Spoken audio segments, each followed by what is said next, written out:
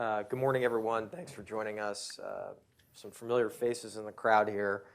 I'm Ezra Cohen, fellow at the Hudson Institute, and a former acting Assistant Secretary of Defense for Special Operations and Low Intensity Conflict. And I'm joined by two other gentlemen today that have had the same privilege. And I'll just introduce them here. So first of all, former acting Secretary of Defense Chris Miller was unanimously confirmed by the Senate as the Director of National Counterterrorism Center. He served as the acting Secretary of Defense of the United States for the final months of the Trump administration.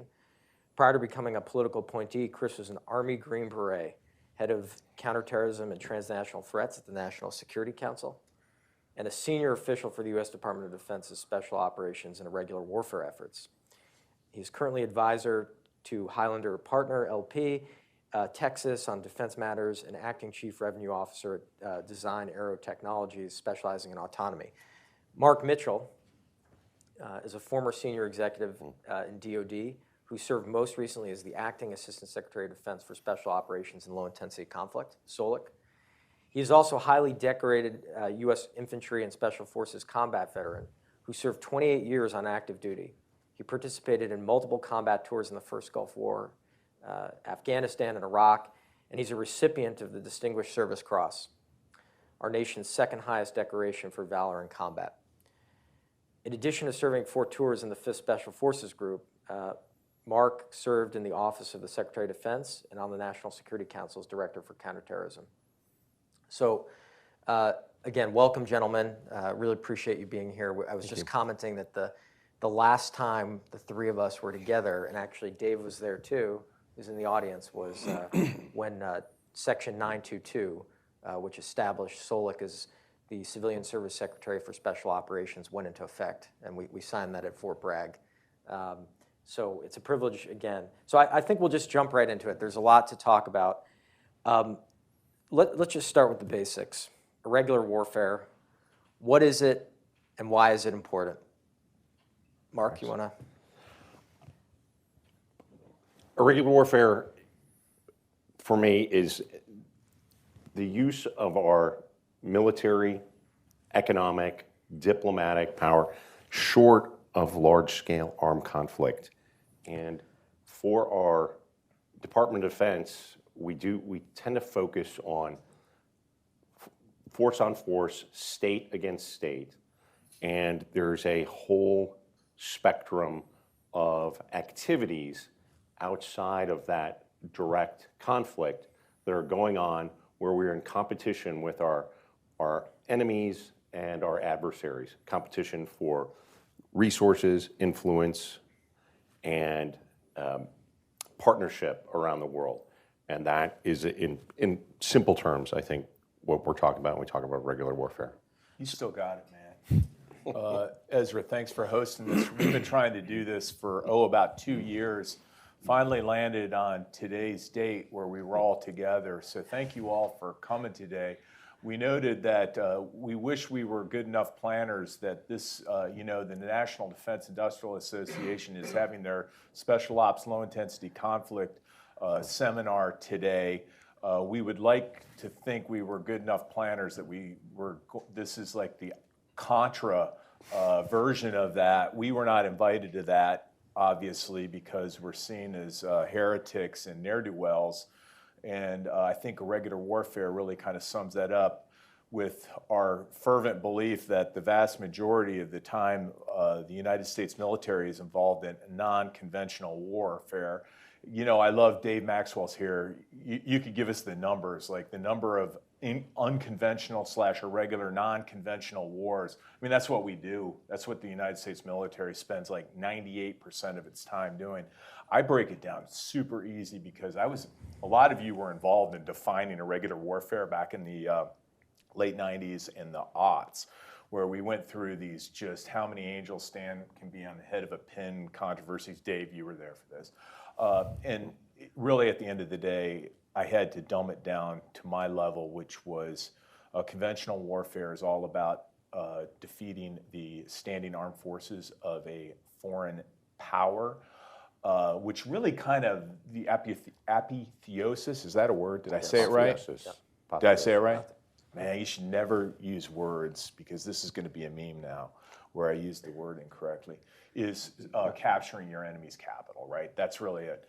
Irregular warfare, and this is loaded because of the Vietnam War with hearts and minds, but really what we're talking about is the center of gravity is the local population and winning their loyalty to the government that you are supporting or the effort that you're supporting. So that's kind of how I always end up keeping it simple. Right. So for the past 20 years, obviously, SOCOM has been focused on something very different. Really, the entire department has been focused on something different, and that's counterterrorism. So I would say, I think it's true in that we were responding to the attacks of 9/11, and there was a large portion of what we did that seemed to be directly counterterrorism. But I also think when you look across what the special operations community was doing on a daily basis in these countries, working through our partner forces to enable them, there was this very big portion of irregular warfare beyond CT. But the first thing that comes to mind when you say U.S. Special Operations Command, people think of the Bin Laden raid and counterterrorism, and the warheads on foreheads, rapid targeting, and there is a big focus on that, but there's a lot more beyond it. So so now that we're not fighting Al-Qaeda as much, we're not fighting the Taliban as much, China, Russia, Iran, how do we take those lessons and tactics that we perfected in the CT war, and how do we pull those across to this new conflict? Well, first of all, I think everybody, we all recognize too that the CT fight has not gone away. We've seen that with Hamas and the attacks in Israel. Our role obviously is very indirect there, but it shows that the threat is still out there. The key portions are our intelligence fusion, our understanding of the local populace, our ability to develop partnerships and enable our partners, I think are all key aspects of our CT experience that we can pull over into the irregular warfare space, the broader space. What do you think will be the biggest, like when we get some historical distance from the global war on terror, our war against Al-Qaeda, what do you think the major lessons learned? Like, it'll be 4. I think one of them will be, you kind of alluded to it, is the interagency coordination. I think that was, the cross-functional teams, those types of things, which I think that will hold up.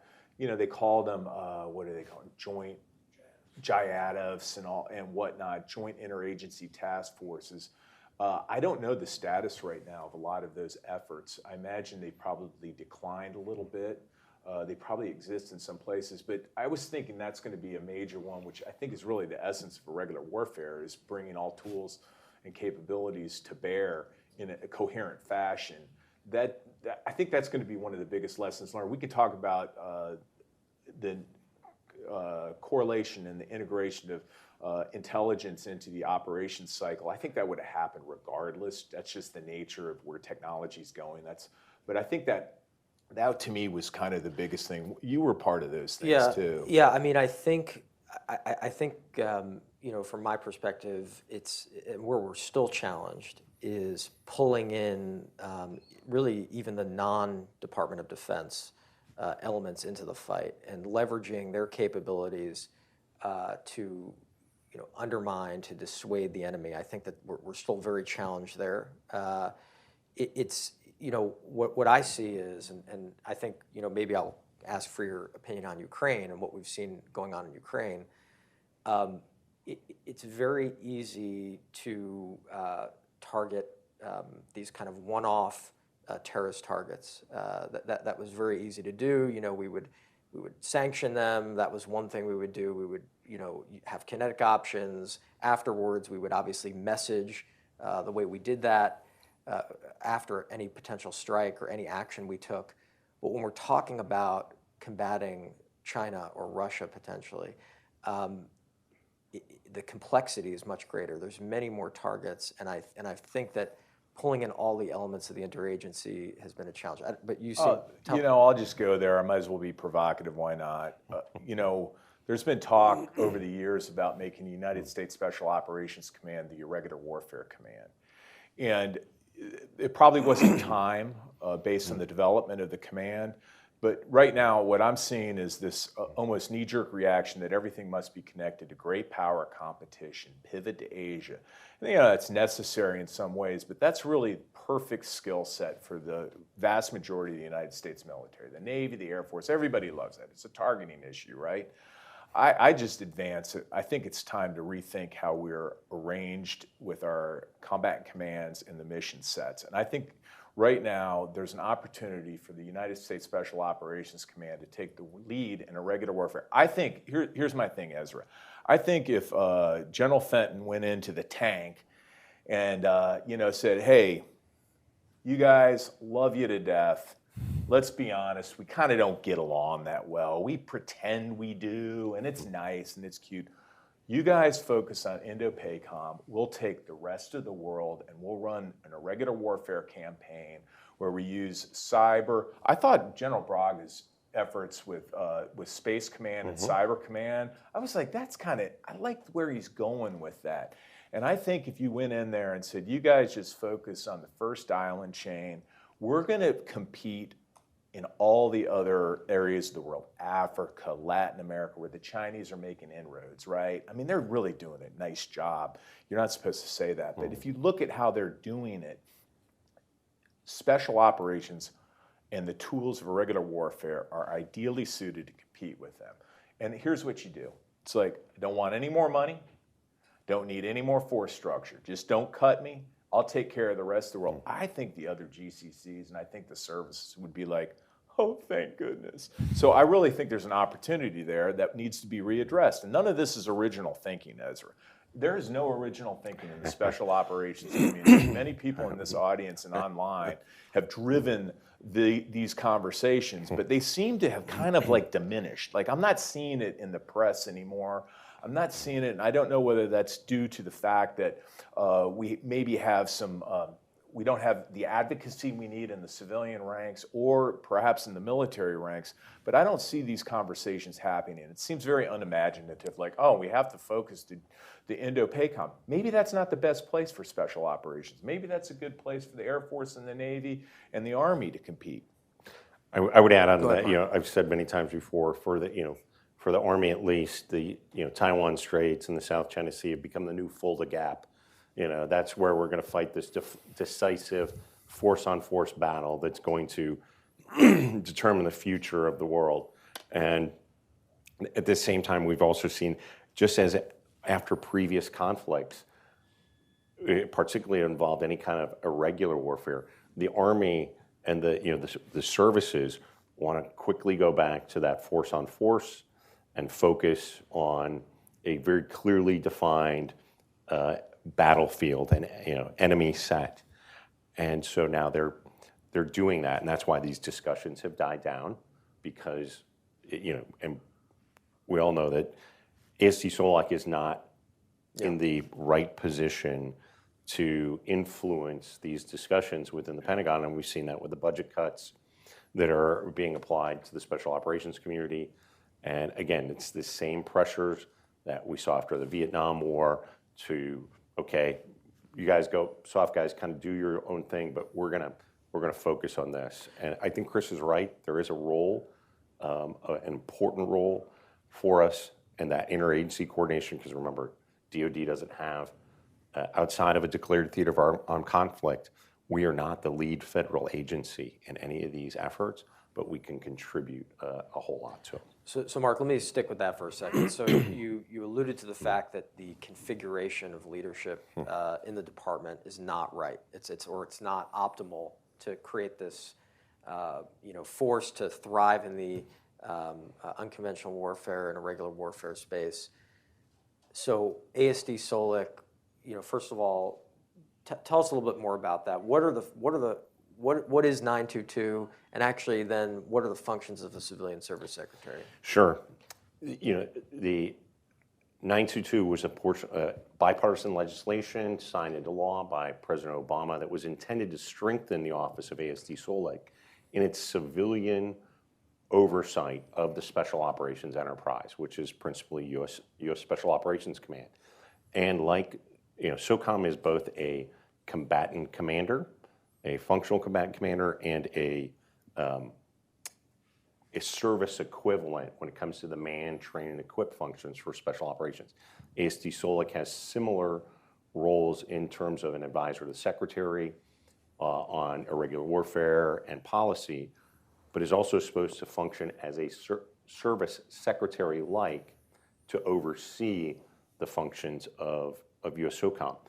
And those core functions that are inherent to all of the other service secretaries, legislative affairs, budget, an inspector general, acquisition, research and development, the legal counsel, control of information, those are by law in Title 10 must be in the office of the service secretary. But when you look at who controls those functions within the SOF enterprise, it's the uniform personnel in Tampa. And one of our former colleagues recently wrote that ASD SO is a wholly owned subsidiary of U.S. SOCOM now. Well, okay, so why is that a problem, Mark? So tell, I mean, we know the answer, but for the audience, tell us why that's a problem from your perspective. Because for our nation is, and our control of our military forces is predicated on that civilian control. It's a civilian leadership to set the long-term direction and oversight of all of those functions. And these functions that I mentioned are inherently, they don't involve warfighting directly. They're inherently civilian-led, and particularly the relationship with Congress and ASD SO. Because SOCOM grew so rapidly after 9/11 and was given so much authority, those functions have grown dramatically at U.S. SOCOM, and at the same time had shrunk in ASD SO. ASD SO was very focused on many operational tasks rather than the long-term strategic direction of the force. And so it's a problem because it violates one of our most fundamental and cherished constitutional principles of civilian oversight of the military. Mark, I would argue, though, if I was a four-star commander, I would want exactly that setup where I had basically lapdogs in D.C. that are going to do your bidding. So I want to be clear, this isn't like criticism of U.S. SOCOM. They're doing exactly what they're optimized to do, which is, take charge when in charge. So, but that's where this legislation was so important. Right. So this wasn't our idea. This was Congress recognized that, wow, the span of control and the power of U.S. SOCOM is so much more than what did it start? Before 2001, Dave, what were we at? 25,000, 30,000, less than that? And now we're at, and then it went up to, I think we were at about 50,000, it went up to 70. and it was $2 billion, went to 18-ish, 17-ish. And so this wasn't this was our civilian overseers, elected officials decided that there needed to be new mechanisms. Go ahead, Mark. Sorry, did I trigger you? Yeah. No, I did. I have to share this vignette. I think that captures it very succinctly. Early on in my tenure as acting ASD SO, I was leaving the Pentagon one evening. It was about 6:30, and I came out to the mall entrance where my car was parked, and there was a line of black Suburbans and a bunch of individuals standing outside, some of whom I recognized. And as I started to walk up, a couple of burly gentlemen, probably the PSD for the SOCOM commander, interdicted me and prevented me from going closer. And it wasn't until one of the civilian staff officers said, "Oh, it's okay, he's with ASD SO," that I was allowed to approach the SOCOM commander's convoy of Suburbans. And he was going to go and drive off, and he's got his personal chef, and I'm going to get my Nissan Murano, and I'm going to drive home. And there was a huge imbalance between the civilian leadership and the SOCOM commander. So you wanted motorcade like that? Is that what you're saying? I didn't want the motorcade. I wanted the jet, the personal jet that they use to travel all over the globe. So let me. Unfortunately, that stuff matters in Washington. It shouldn't, but unfortunately, to people that on the Hill, I think that matters. It's unfortunate, but let me. I just want to, Chris. We tried to right this ship in November of 20. Yeah, those were some 2020. interesting days. So weren't they? when you signed the 922 implementation memo in front of next to Bronze Bruce down at USASOC.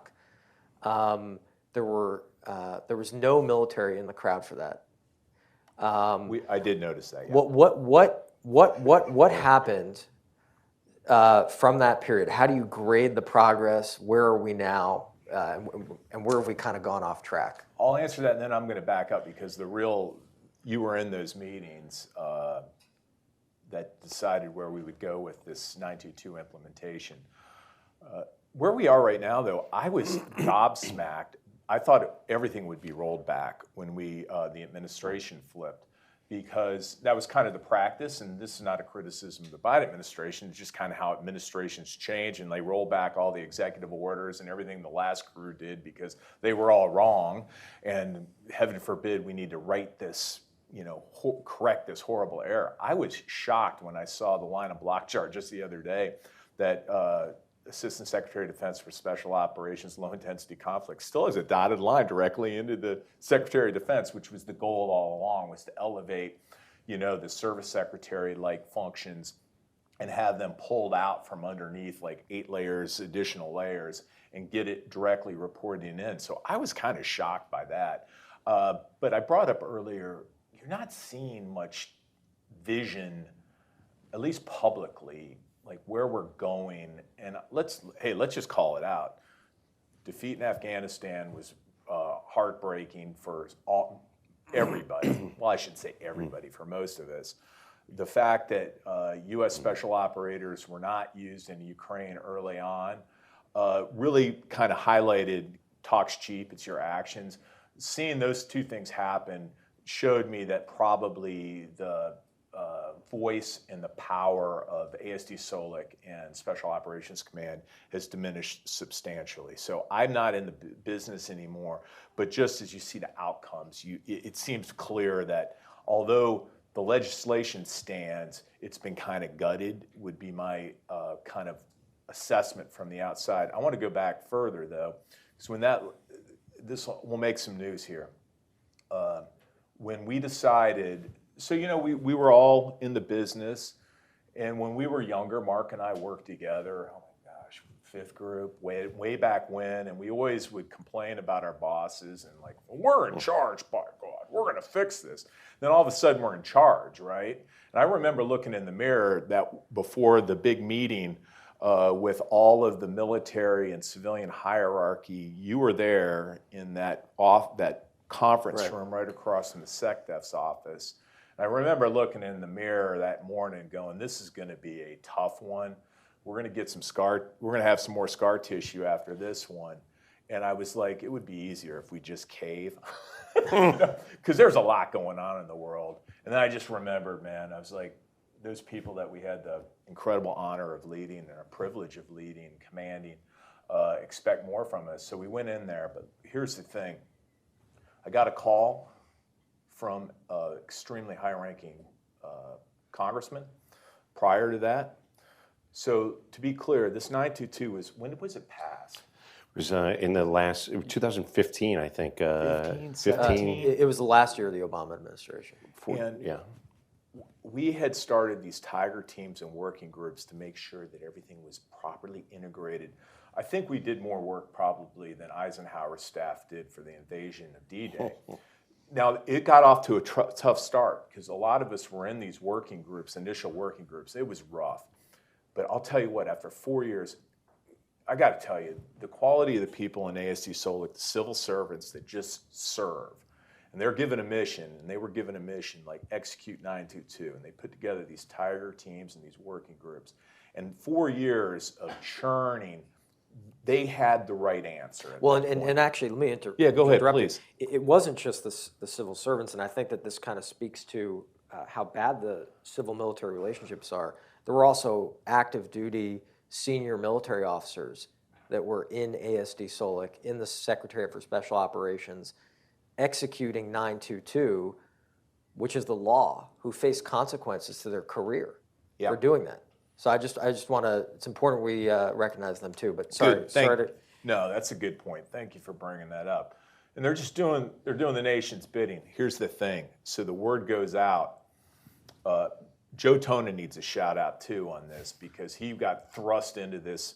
I don't think he was even acting. He was like performing the duties of blah, blah, blah. He gets thrust into this position. And we thought that the 922 implementation would require a memo or a directive from the Secretary of Defense, but thank goodness we've got great lawyers at the Pentagon and in SOLIC, and they're like, no, the person that's the SOLIC can direct the SOCOM commander, the 4-star commander, to implement this. And so Joe Tonin on his own sends that thing down, and it causes quite a kerfluffle. I get a call from a extremely high-ranking congressman who goes, Secretary Miller. I was like, yes. I won't tell who it is. Congressman.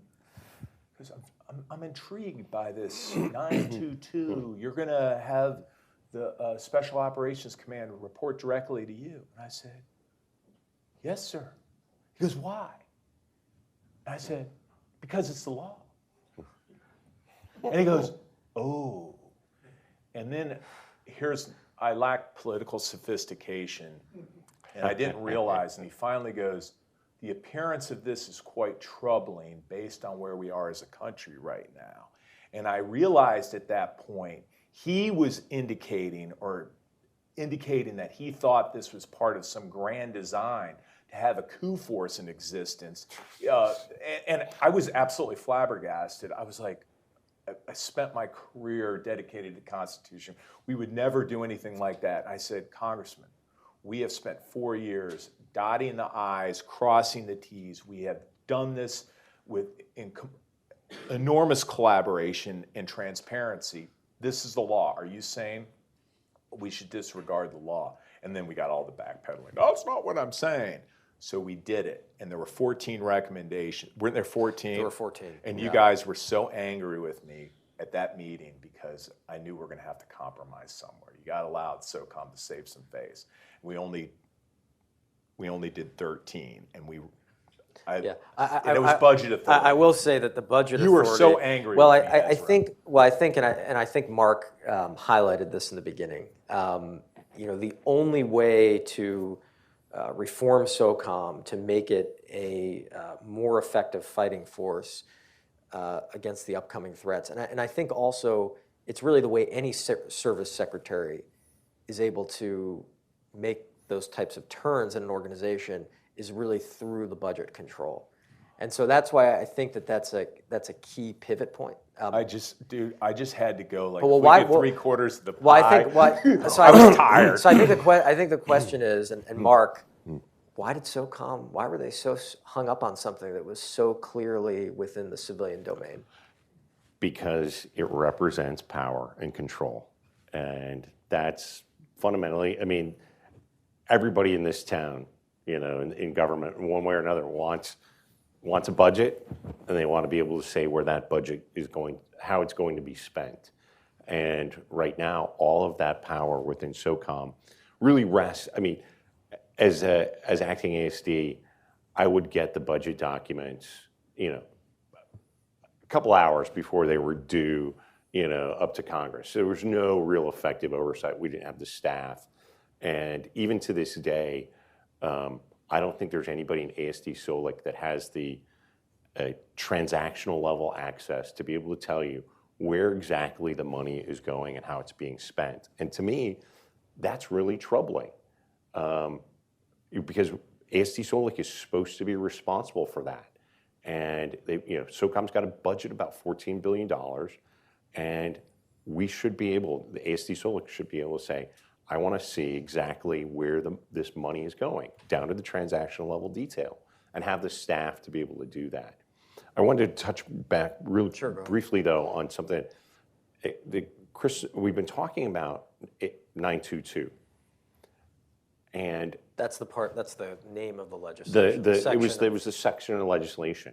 But what 922 represents from a different perspective is just the latest ability to incrementally change and make marginal changes in the relationship between SOCOM and the ASD. And so we've got like 20 years of of each year, new authorities being given to SOCOM and to the commander.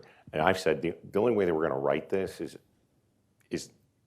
no more incremental changes. I think Congress needs to go back and fundamentally rewrite the entire sections of legislation that relate to the special operations community. And that may open a bit of a Pandora's box for other changes that people may recommend.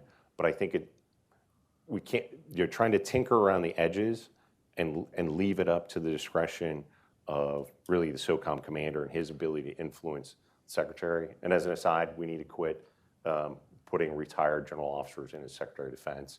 I don't care which. You're just covering everything. Which administration, but anyway. So we'll come back to. I'm going to Wait go. a second, We'll come to Ezra. okay, go ahead.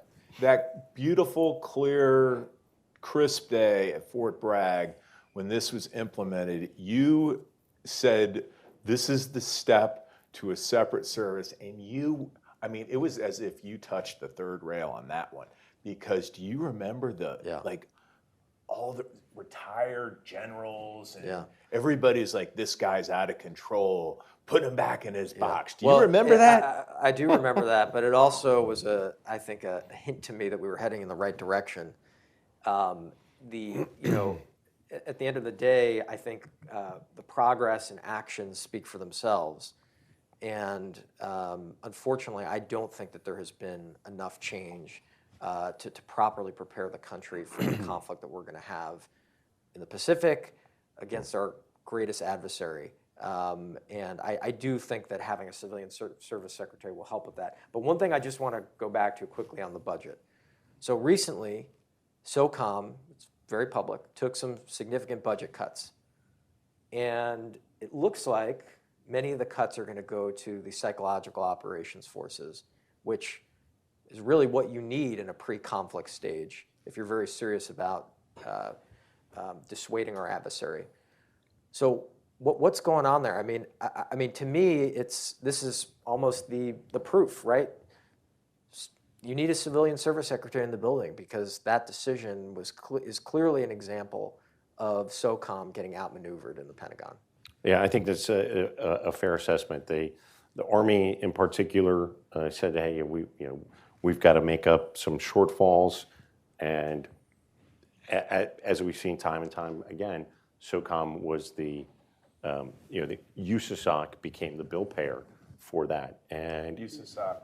The U.S. Army Special Operations Command, the Army Component Command that controls all of Army Special Operations Forces, and they became the bill payer. And again, I think had ASD SOLIC had more direct influence with the secretary, it might be a different outcome. And we don't know what that influence was. We don't know what those conversations were. We know the outcome. We know it appears to have been handled enormously ham-handedly. I'll be a heretic here and say we can't fill all our formations to 100% now. We grew the force dramatically for the war on terror, quite appropriately. Those wars are over to a large extent now. And my sense was there's an ability to actually, and believe me, I love nothing more than to argue with the services about how they're not supporting special operations. But I really think if there was a more nuanced approach, there was probably an opportunity there to do a drawdown or to turn in force structure that we decided on as opposed to giving up psychological operations, which, gosh darn, we spent so much time and so much effort to build out those capabilities that are, I'd argue, remember, special forces came from PSYOPs. Let's be honest. It started that way. I know we're not supposed to say that out loud, for heaven's sakes. I know. And so here we are now, giving up probably one of the more important tools for an irregular warfare campaign. I just think we could have done it differently. I think we could have been more sophisticated in our approach and probably had the ability to do some deal making. Well, and that's really, though, where, you know, I think SOCOM thinks that because they have a 3-star in the building who, you know, doesn't report to the ASD SOLIC effectively, but is doing his own thing, I think SOCOM, it almost shows the hubris of SOCOM, that they think that a 3-star in the Pentagon is going to be able to go up against the Secretary of the Navy, the Secretary of the Army, and the Secretary of the Air Force. It just shows incredible hubris. Mark, you wanted to? No, I think that's the whole, SOCOM is the only command that I know that has a vice commander in the Pentagon, a 3-star office there in the Pentagon. And the original justification was that the SOCOM deputy commander was spending so much time going back and forth between Tampa and Washington, D.C., and particularly because there were so many budget-related issues that they created it. But again, the budget should be controlled by ASD SOLIC.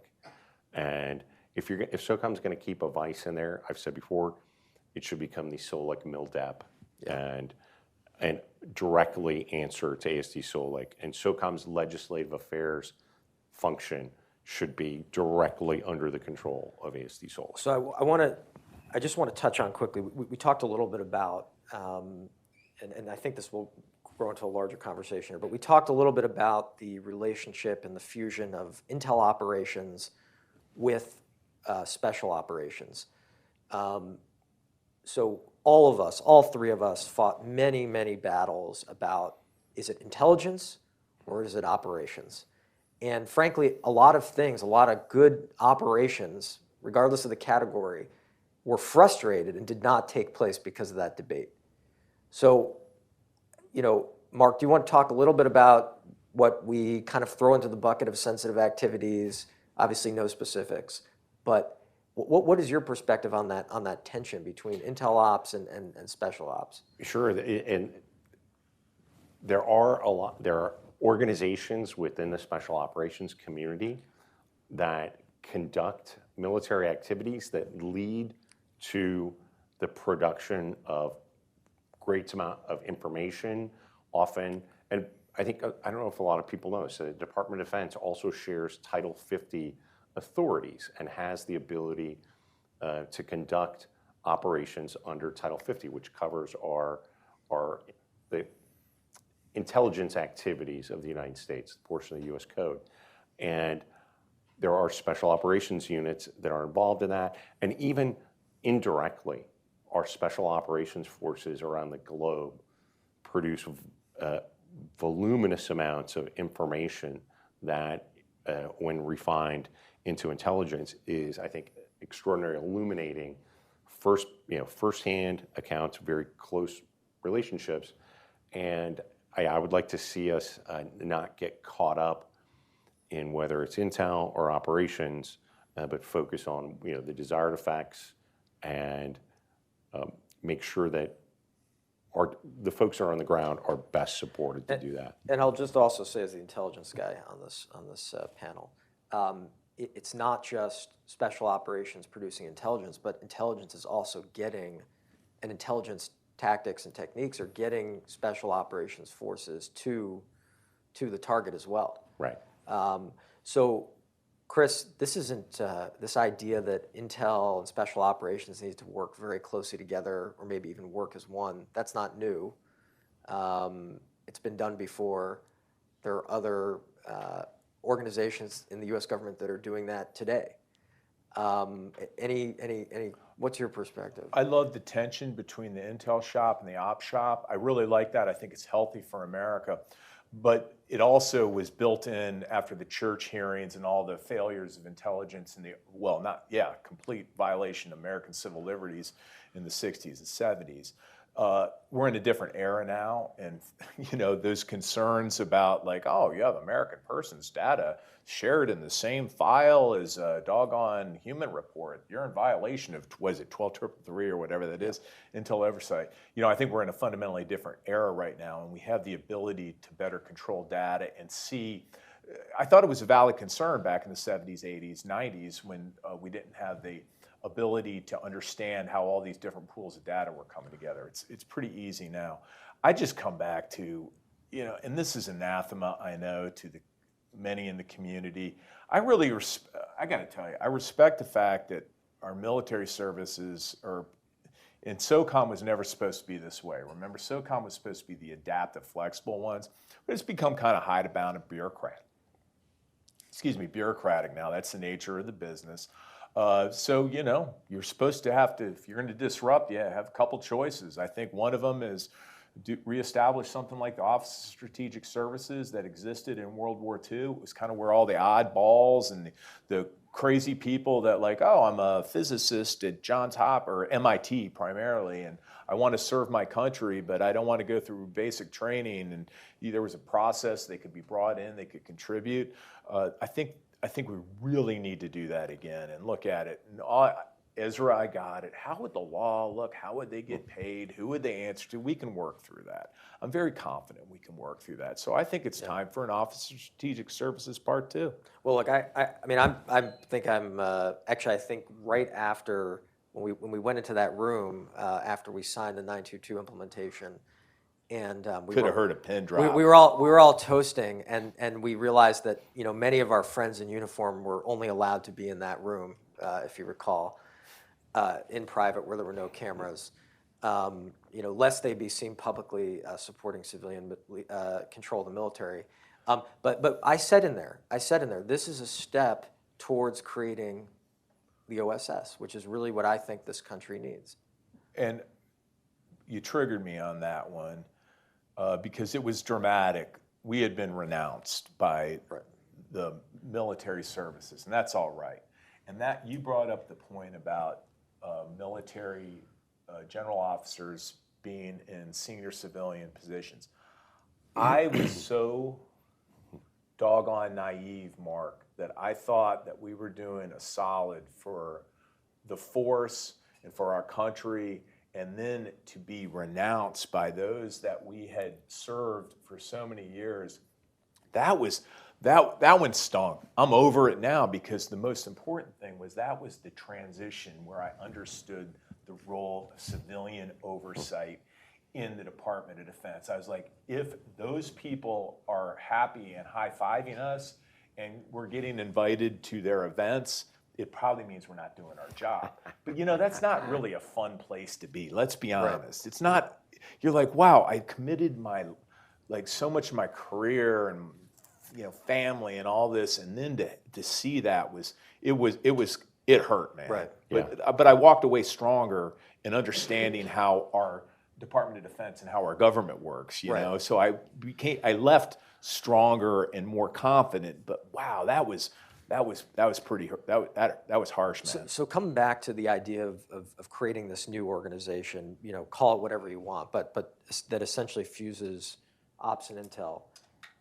It seems like one advantage of that could be, if it's formulated this way, if that function goes to what is now, and again, this is also I think going to be controversial with some, but if it goes to the Undersecretary of Defense for Intelligence, of course the name would change and some of the structure would change there. One of the advantages is that now you actually have an undersecretary, not just an assistant secretary, which it's more horsepower. It's more horsepower for SOF. Thoughts? We've gone through this idea about elevating ASD SO to an undersecretary. There's been talk about merging. What it all comes down to is a recognition that the Pentagon bureaucracy is very much ossified and will not and the span of control. You've got I think 6 effective undersecretaries, and just in the same way that we're dealing with the question of services. That we had the Army, Navy, and Air Force, and now I've got Space Force, and I think there's pressure to create a cyber force, and you have limitations. I'm not opposed to, I think there are huge synergies that could be achieved. But the devil's all in the details. And going back to Congress and writing not just saying, okay, ASD SO is under USDI now. It has to be more of a fundamental rewrite. A new entity, Right? truly new entity. With very clearly articulated responsibilities to kind of set that framework. Because otherwise, we just know that the Pentagon, after just like happened after Chris left office, it kind of went back to what it was, the previous comfort zone. Yeah, there has to be. I mean, I think with the way the threat is developing, there has to be real quick but permanent change. Yeah. I would say in the threat, and again, we have a tendency to think in terms of military. We're talking about the Department of Defense here, but as I pointed out earlier, the Department of Defense is not the lead federal agency, and most of the threats that we face, some of the most compelling threats, are not direct military action, but in terms of theft of intellectual property, gaining influence in other countries, and so we have to remember that we can contribute to that in many ways, but we're not going to be the driving force behind it. Right. I think one thing that DoD brings that you can't match anywhere else, though, in the interagency is scale. And so if we are looking to create, to avoid conflict, frankly, to steer clear of conflict in the Pacific, that will take quite a large scale. And I think that, from my perspective, and obviously interested in what both of you think, but from my perspective, DoD is capable of doing that, at least in part. Chris, Chris, what do you see of the advantages of creating? Since you broke the glass on this just right now, you were the first person to utter it. What are the advantages of creating a new OSS type organization? I think there's just so many young people and old people, actually, to be perfectly honest with you, that want to serve, have capacity and capability. And I just come back to, we spent our lives, our adult lives professionally in the United States Special Operations Command, so we know where it is in its evolution. And right now, we need a blowout, disruptive organization that can think a little bit differently. And it's not a criticism, again, of US SOCOM, it's just the nature of bureaucracy. But SOCOM used to be that think different Yeah, it organization. was, right. And now, do you think are things stagnant there such that I'm not in the business, but I do try to pay attention, and I don't see like a vision statement that says we will be the Irregular Warfare Command of the United States, and we will do this, this, this. I'm sure there would be a counter argument by the great people down there that are trying to innovate, but you still talk to the young people that are down there, and they're feeling really stifled. And so there has to be an outlet, and that's why I think the OSS, but you also brought up the requirement to merge ops and intel. That has to be very deliberately done. And I highlighted the mistakes we've made in the past, and mistakes are happening right now. I don't know what they are, but you see them all the time. You're like, oh, Staff Sergeant Jones thought it was a good idea to scrape social media to look for something. We love the innovation of our young soldiers, sailors, airmen, Marines, Space Force, Guardians. However, I think if you bring that together in a more coherent organization, you can have the proper and necessary guardrails to make sure that civil liberties aren't violated. And I think that's a strong pitch, though, for strong civilian oversight and control. Yeah. I would just say, when we're in uniform, guys say, well, amateurs talk tactics and professionals talk logistics. But once you get up into the beltway, you realize that amateurs talk strategy, professionals talk authorities, fiscal, and legal authorities. And, because without them, you're not getting anything done. And I think that merging these, functions could produce great effects, but it really has to be carefully monitored with those authorities. Correct. To avoid those, these young specialists who are trying to do the right thing, don't know any better, and then somebody saying, "Hey, you're outside the bounds of the law here." So I want to we're going to go to questions in a second, but I want to cover one topic that's come up a lot recently. So there's been a lot of people in the political sphere talking about using soft and special operations techniques and tactics in the counter-drug fight. Obviously, I think over 100,000 Americans have been killed this year. In fact, Chris, that was the first time that we met at the Pentagon, was on using special operations to counter what at the time was 78,000 Americans being killed. It's now gone up. So what do you think? First time I ever went into the Oval Office was for a Counternarcotics meeting. I remember the day, it was the 13th of December, whatever year that was, 2019. And all the bigwigs were there. I was in the cheapskates. I was working at the National Security Council. I literally just walked in. I don't know how I got in. I wasn't supposed to be there, but that's another story. I was in charge of transnational threats. And so I said, that's counter-narcotics. That's good enough. So I got in there, and the president sat there, and he said, 71,000 Americans are dying every year from illicit narcotics coming in from south of the border. And I'd always been in the wall and all that. I always thought that was some other thing. It was really part of that was to control and limit the flow of drugs into the United States. And he said, what are you guys doing about it? And Attorney General was there. Everybody's there. I'm in the cheap seats. I won't tell that story. And it really stuck with me, and he was very clear. He goes, what's the role of our national security if we can't protect Americans from illicit drugs coming in? And remember what we got in an argument was JIATA South, Joint Interagency Task Force South, which is the interagency task force responsible for the drug combating illicit narcotics coming in from Latin America. Remember when we asked them what did they need that would offer a great increase in capability? They asked for some radar. Remember that? Right. Yep. It wasn't like one of these radars on the ships up in Alaska that you see that cost $80 gajillion and stuff that can see basically to Saturn.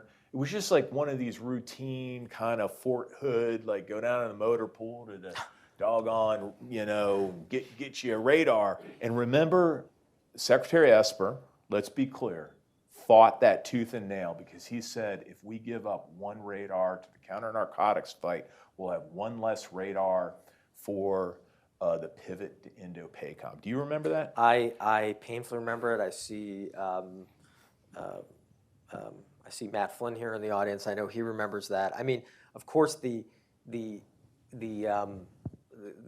irony of that is you've got the sad irony is you've got 70,000+ Americans dying. We're at 118. 118,000 Americans dying every year now, and all they wanted was $100,000 radar to be able to pick up those loads. Because it was on the other side, remember? Yeah. They're like, no, we got the eastern or the western. Yeah. I had them. Yeah, we need another one over there because the cartels just go where we don't have a radar, and so if we only had one radar for one coast, they just go around it. It's it was honestly, I'll say it was one of the most discouraging moments that I ever had because unlike we're talking about authorities here, we're talking about all these things, but while we're sitting there and this is happening, there are people that are dying on the streets because of drugs coming in. And it's heartbreaking. And many of the people in this audience were part of really our special operations forces during the Renaissance phase after when President Reagan kind of created this kind of new era of special operations. First missions were what? Counter-narcotics.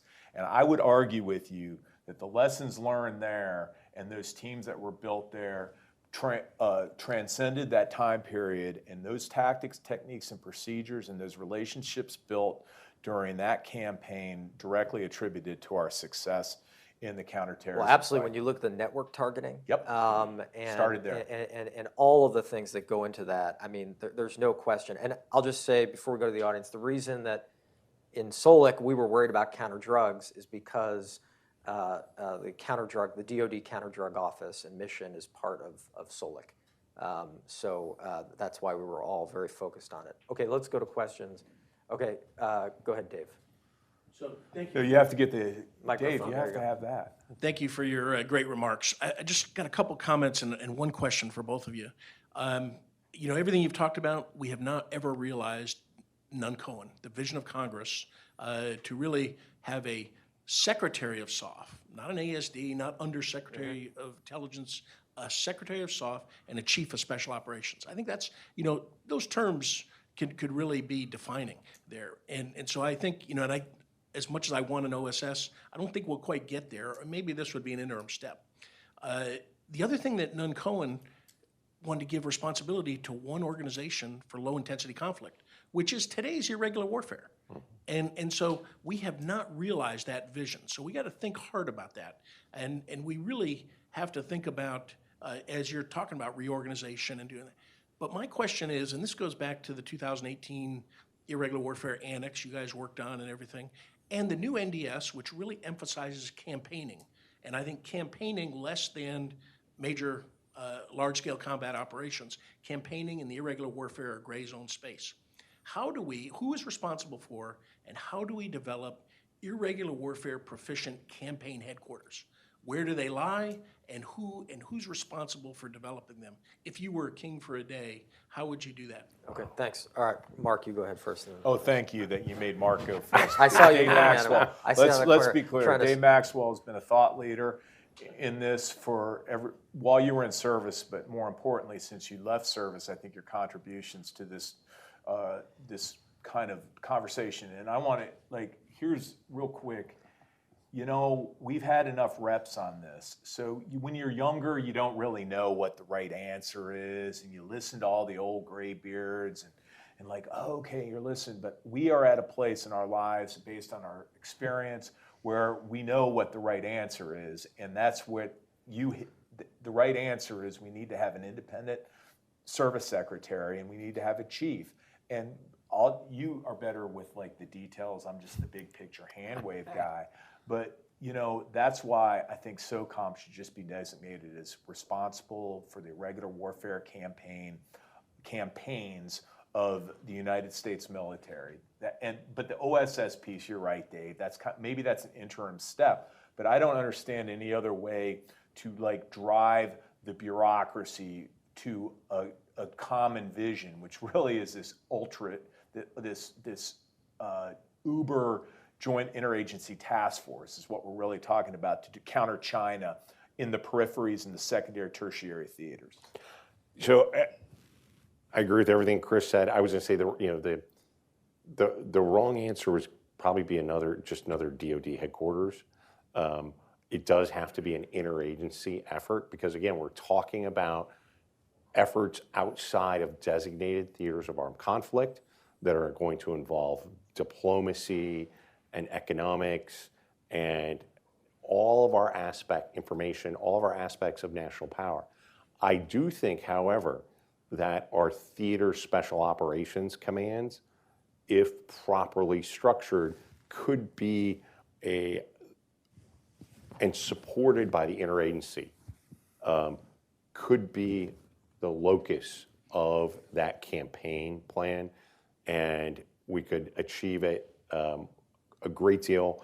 One of the challenges we face, though, is our current structure within the DoD has geographic combatant commands, and we have hard boundaries.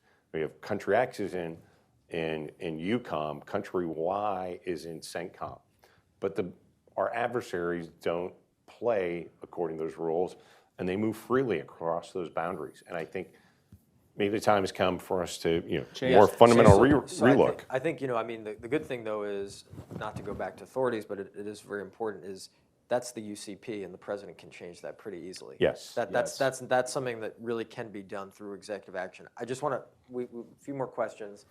Okay, Matt, I see, we'll go Matt, and then we'll go up here.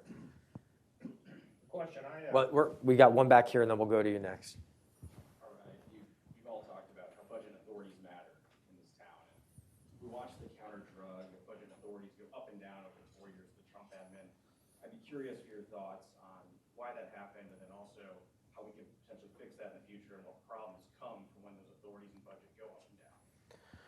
I think, okay, well, I'll just say a few things. Well, I think that what Matt's getting at is that our partner forces, but also our partners, are very, very susceptible to the instability in our budget process, especially Matt, who was the Deputy Assistant Secretary of Defense for Counternarcotics, saw this. We had worked around the world to build up these really key relationships to counter drugs, but also, frankly, those relationships are then used to counter other adversaries.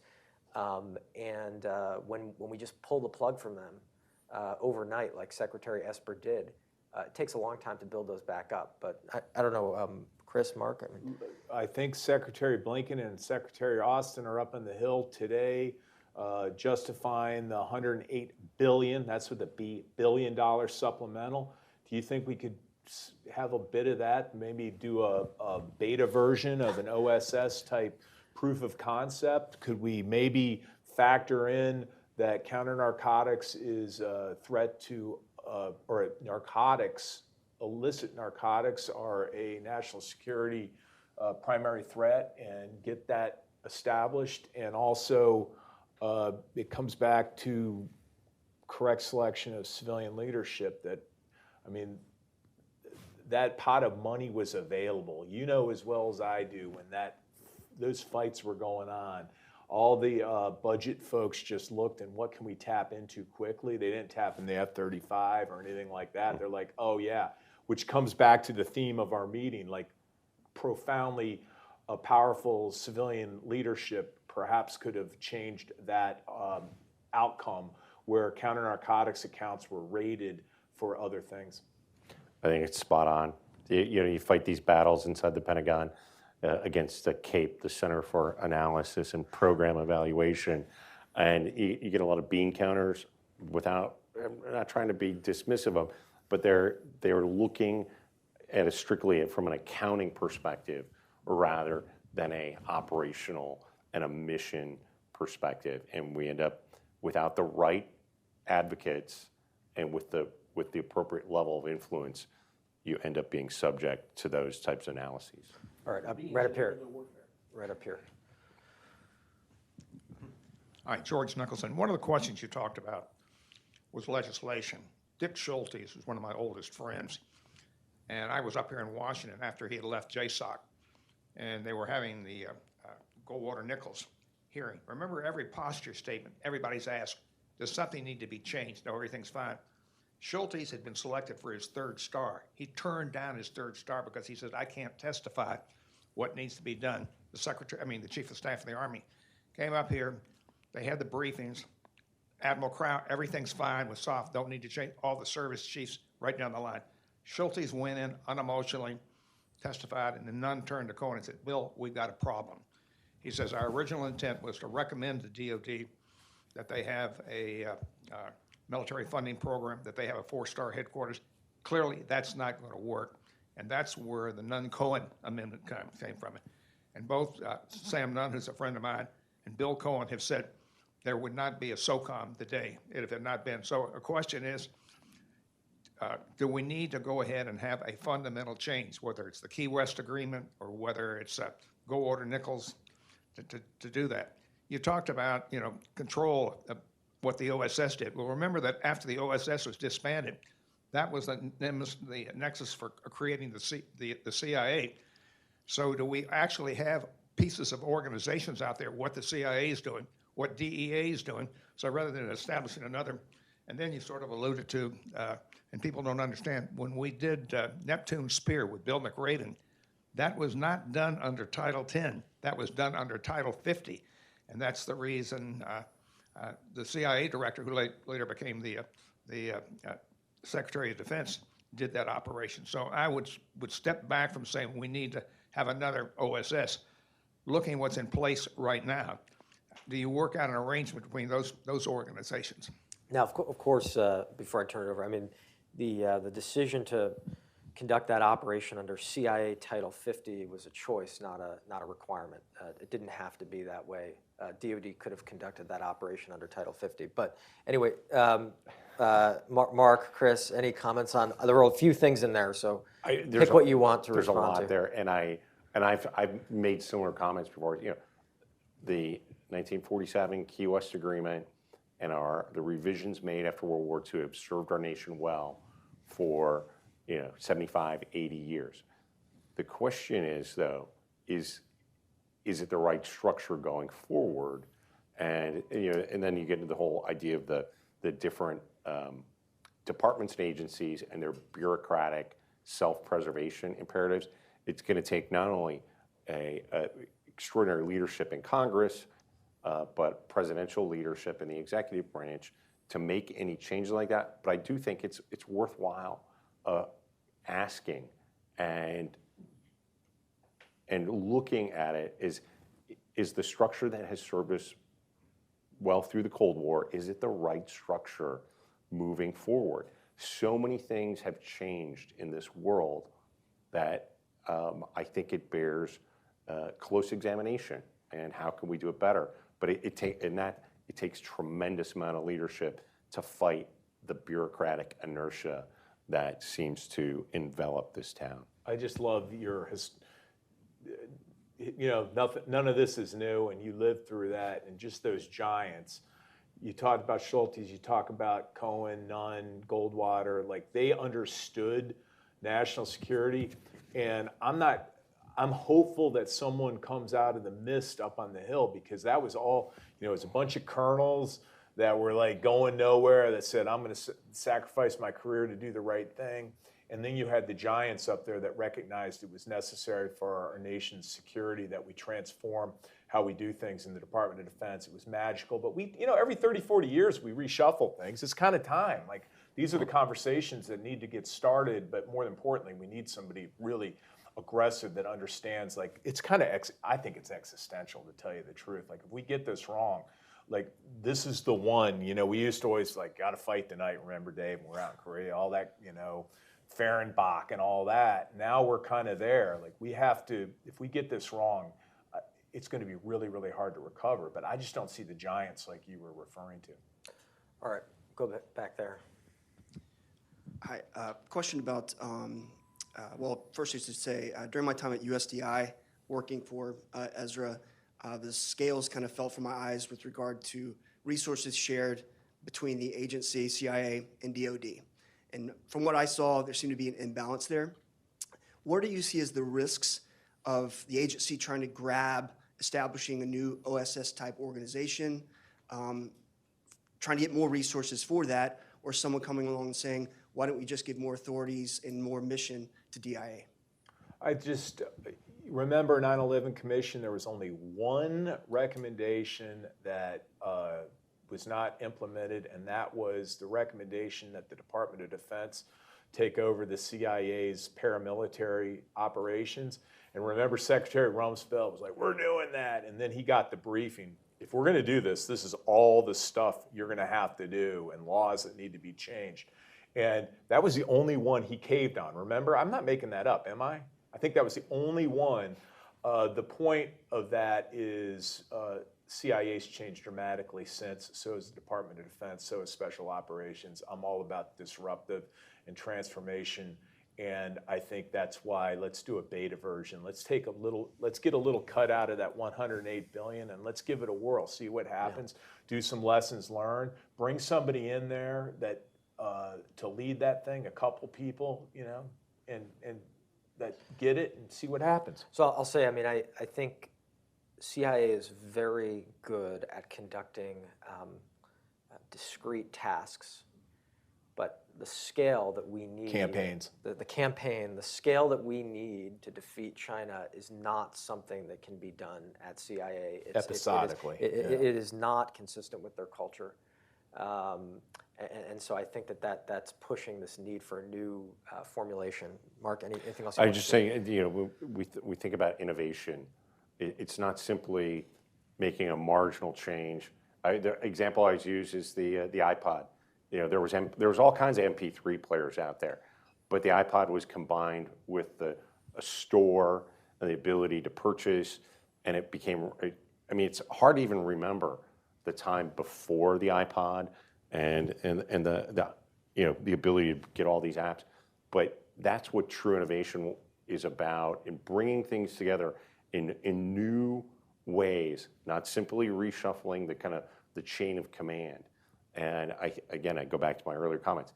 We need to really take a hard look at this. I would absolutely fully support creating a new organization with hybrid capabilities and bringing soft, space, cyber, intelligence into it in new and I think hopefully very productive and important ways.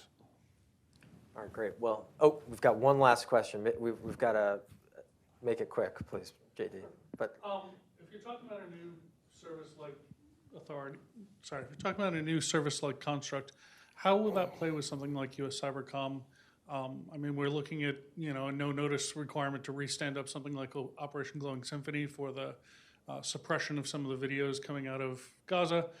We've got similar weird intersections of capability between these two domains. How does that play? What was so interesting when Cybercom was set up, a lot of we had interactions where they came and went like, SOCOM is the closest analogy to what we're trying to do. We need separate authorities, hiring authorities, all that. So it was funny. I was thinking about that the other day. So look, why don't we just take it to the next step and just kludge it all together? yeah, I mean, I think, and that may become necessary, because if you give special operations an actual service secretary, cyber is going to want a service secretary too, and then the next flavor of combat is going to want a service secretary. So I think there is kind of some slippery slope there. But I'd say the cyber community, I'm not an expert, is still balkanized, disparate, and hasn't figured out how to properly organize for the defense of America. And cyber command, a military command, having to do seemingly, I know they're military operations, that's the way they describe them, but I got to tell you, I have a bit of an issue with that, and I think we have not figured out exactly how we should be doing this yet. Mark, last word. Yeah, we talked about this a lot with SOCOM and Cybercom and who should have dominance. And our Cybercom folks are the best tech folks in the world. They deal very well with ones and zeros and coding. But when it comes to knowing in the mind of our adversary and understanding them culturally and historically, you don't find that at Cybercom. You find that in SOCOM and our men and women who've lived and worked side by side with people in those cultures. And it's an important part of the information operations realm that you can't just be reduced to cyber. So anyway, I just want to thank everybody for joining us today. I'll say this, both of these gentlemen, there's a lot here and there's a lot more to discuss.